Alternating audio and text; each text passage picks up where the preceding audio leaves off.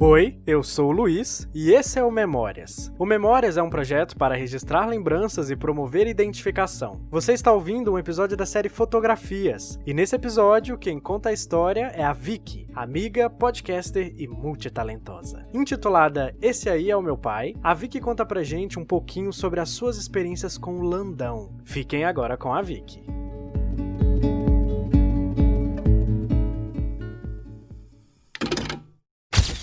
Oi, eu sou a Vicky Araújo, eu sou atriz, cantora, jornalista, tradutora, professora de inglês, radialista e podcaster. Sim, tudo ao mesmo tempo. Eu tenho os podcasts Mundo Ruiva e Cleidinha. Você acha fácil no Spotify.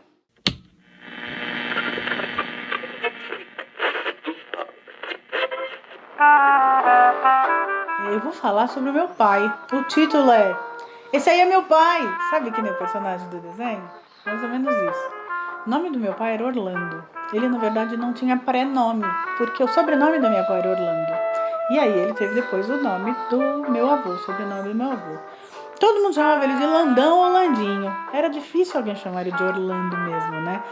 Eu ouvia também chamarem de doutor, porque ele foi galgando cada degrau da escada com muito suor. Começou como escrevente em cartório, e aí foi subindo e terminou como diretor de todo o arquivo do estado de São Paulo. Então eu ouvia também o doutor, e o doutor sempre falava dos filhos dele. Então toda vez que eu conhecia, você que é Viviane, seu pai fala tanto de você. Pois é, meu nome é Viviane, então isso é provável que eu repita algumas vezes.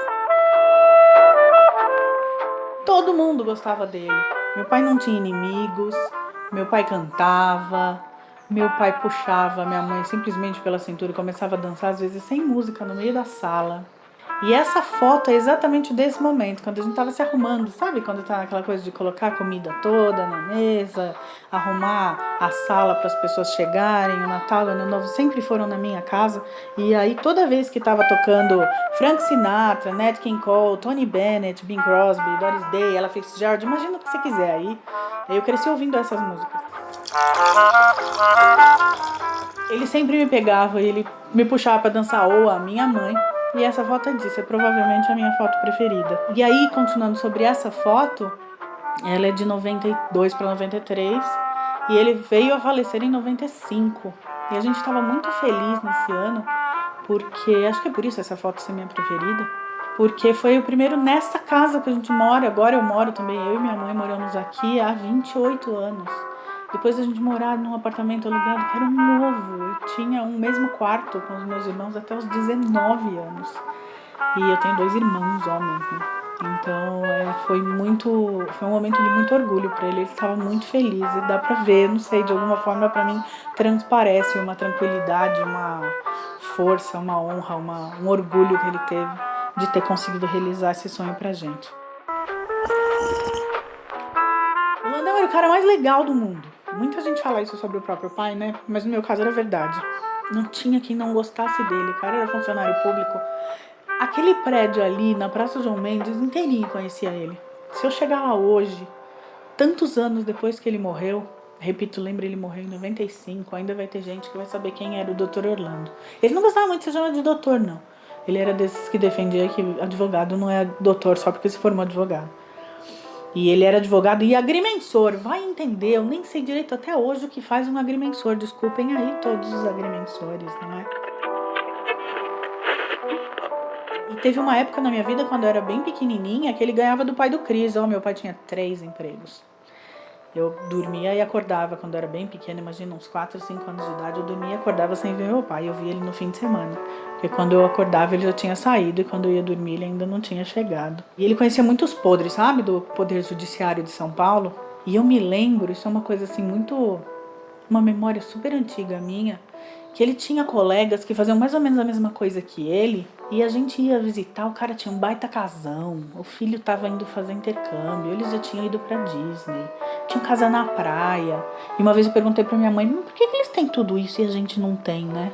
E minha mãe respondeu uma coisa que na época eu não entendi, porque eu era nova quando eu perguntei pra ela. E quando eu entendi, foi uma coisa que me cobriu de orgulho, mais orgulho ainda do meu pai. Eu perguntei, mas mãe, por que eles têm tudo isso e a gente não tem, né? Ela falou, porque seu pai prefere encostar a cabeça no travesseiro e dormir sossegado. Hoje eu entendo muito bem o que ela estava dizendo. O Landão adorava novela e o Landão detestava filme de terror. Ele era chorão, imagina que é ver um filme de novela e você vê o homem chorando. Um cara de quase 1,90 m, 100 e poucos quilos, grande, um poste, assim, um armário de homem, chorando com fim de novela. Era uma graça de ver, eu não posso negar. O Landão morria de medo de, quando ele dava aula em faculdade, às vezes apareciam alunos profissionais. Sabe o que é isso? Eu acho que quem não entende da época da ditadura não sabe muito bem o que é isso. Ele tinha alunos profissionais. Eram alunos que chegavam, tinham a cara de muito mais idade do que eles provavelmente, né, do que um universitário provavelmente tinha naquela época. Então você imagina que alguém saía. Hoje em dia a gente tem, ainda bem, né, várias pessoas que fazem faculdade mais tarde, mas naquela época o comum era sair do colégio e entrar na faculdade. E às vezes aparecia um aluno que ficava olhando bem para ele, não anotava nada, sentava lá no fundão, vinha por uma semana, 2, só olhava. E depois ia embora.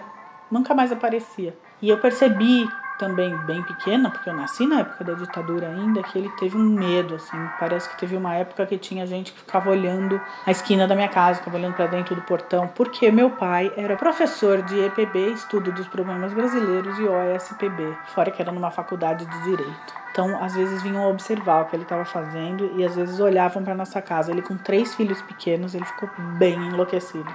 Ele ficou bem preocupado. O Landão, quando eu tinha uns 16 anos, já sabia que queria ser atriz. Ele falou pra mim assim, por que você não faz uma outra coisa e não faz ser atriz? Não faz como hobby, né? Porque era muito complicado. Hoje em dia, os pais gostam da ideia de que os filhos sejam atores, artistas. Eles até jogam pra dentro do meio artístico, né? Mesmo quando às vezes a criança não tem a menor vocação, não tem a menor intenção, nem gosta da ideia, mas os pais querem por sonho próprio que a criança seja famosa, né? Porque afinal de contas ele não foi, ele mesmo não foi o pai. Mas o meu pai, como uma pessoa preocupada com a ditadura, sabia que era muito complicado viver de arte nesse país. E ele sempre soube que eu escrevia, ele gostava sempre do que eu escrevia. Ele falava que eu escrevia muito bem. E eu concordo com ele que eu sou boa com as palavras. Eu diria que é o meu maior trunfo. E ele falava pra mim assim, você escreve bem, por que você não faz jornalismo, por exemplo, e não vai fazer, né, ser atriz como hobby? Resultado, no primeiro ano de faculdade eu já estava no grupo de teatro. Depois disso, o diploma de jornalista ficou por muito tempo na gaveta. E eu fui trabalhar com arte, né? Eu sou atriz e cantora antes de qualquer coisa. Mas, apesar dele falar pra mim, vai fazer teatro como hobby, desde que eu entrei no grupo de teatro da faculdade, até todos os trabalhos que eu fiz enquanto ele foi vivo, ele nunca perdeu uma apresentação. Eu tenho uma amiga, inclusive, que gosta de lembrar que às vezes a gente vai fazer espetáculo lá na ponta do Catomba. Muito longe, e falavam assim, pronto, hoje é que a gente vai cancelar a apresentação por falta de público. E dito e feito, quando teve uma vez que a gente foi fazer assim, muito longe na zona leste de São Paulo, era realmente longe, a gente estava fazendo, para começar a apresentação, tudo arrumado, porque afinal de contas, né, e não tinha ninguém para assistir a apresentação.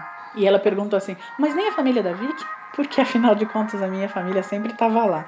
E o meu pai sempre combinava com outra família, ou com a minha família de amigos, ou com outra família, meus primos, com um tio, com não sei o quê. Vamos assistir a Vivi hoje?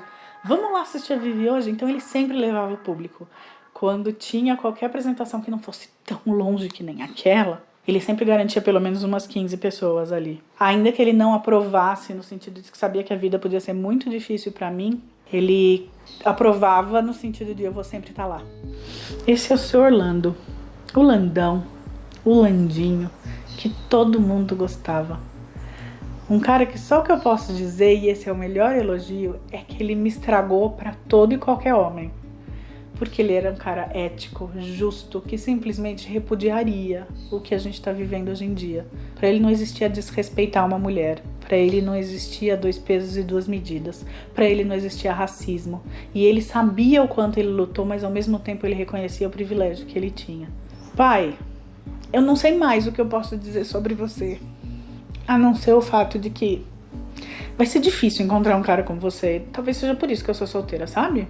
Mas quem mais pega alguém e sai dançando no meio da sala pelo simples fato de estar muito feliz por finalmente, depois de tantos anos, ter conseguido dar um teto para sua família que ele pôde curtir por tão pouco tempo? Espero que vocês tenham curtido o Landão tanto quanto eu curti nos meros 20 anos, 21 que eu tive ele do meu lado. Um verdadeiro super-herói, gordinho de olhos verdes, com uma carinha bonachona que eu acho que essa foto tá bem mostrando. Obrigada, galera. E aí, gostou da história da Vicky? Eu adorei conhecer o Landão. Fiquei imaginando o quanto ele fez diferença para as pessoas que estiveram perto dele. Eu disse pra Vicky e agora digo pra vocês. Uma das coisas que eu mais gosto nessa série de episódios temáticos é a capacidade de sermos transportados através das nossas memórias. E assim como outros participantes, Vicky, você fez isso muito bem. Já me considero no mínimo um colega de Landão. Baita apelido legal. Pessoas queridas, como vocês ouviram, a Vicky produz alguns podcasts. Lá no Instagram você vai encontrar @cleidinhasoficial e @mundoruiva. No Cleidinhas, a Vicky e sua amiga Paula conversam sobre diversos assuntos, tudo com franqueza e bom humor. E no Mundo Ruiva, a Vicky conversa com outras pessoas que rodeiam seu mundo. E a definição que ela dá, e eu achei ótima, é a seguinte: podcast criado para saciar a minha curiosidade e, com um pouco de sorte, a sua também. Então, conheça mais os projetos da Vicky, porque tem conteúdo e ela dá um show. No mais, conta pra gente lá no Instagram o que você achou. O perfil é @memoriascast. E ative as notificações para saber das novas publicações. Até o próximo episódio. Tchau!